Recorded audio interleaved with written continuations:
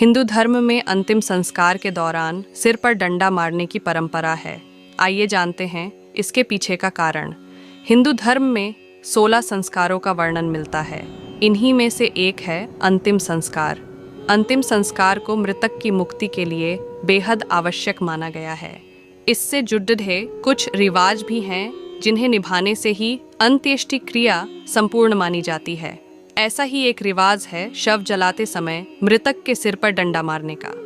हमारे ज्योतिष एक्सपर्ट डॉ राधाकांत वत्स से आइए जानते हैं इसके पीछे का कारण। सिर पर डंडा मारने की क्रिया को कपाल क्रिया कहा जाता है। ऐसा इसलिए क्योंकि इस क्रिया के तहत शव ले जाते वक्त क्यों बोला जाता है राम नाम सत्य है। जब आधा जल जाता है तब उसके सिर पर डंडा मारकर उसके सिर यानी कि कपाल को खंडित किया जाता है। ये क्रिया को करने से मृतक के सिर में एक गड्ढा हो जाता है। इस गड्ढे में घी डाला जाता है ताकि अग्नि इस हिस्से को पूरी तरह से जला सके। घी डालने के बाद मृतक का कपाल अलग से अग्नि में भयंकर रूप से जलने लगता है।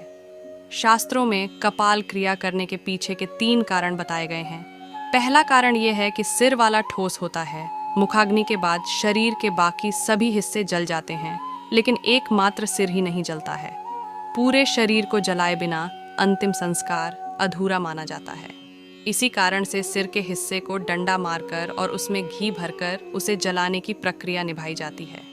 दूसरा कारण ये है कि हिंदू धर्म ग्रंथों एवं शास्त्रों में कपाल को मोक्ष का द्वार माना गया है, यानी कि मोक्ष तक पहुंचने के लिए कपाल का खुलना बेहद जरूरी है।